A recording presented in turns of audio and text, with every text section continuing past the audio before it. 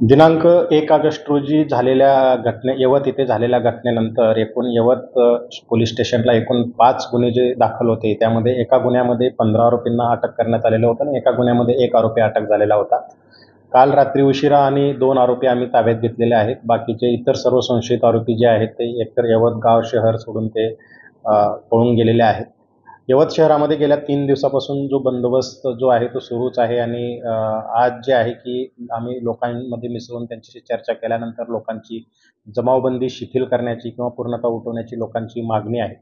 परिस्थितीचा आढावा घेतल्यानंतर आता ही परिस्थिती पूर्वपदावर येत असल्याने या संदर्भात लवकरच प्रशासन निर्णय घेईल, एवढंच मी या ठिकाणी नमूद करतो. धन्यवाद.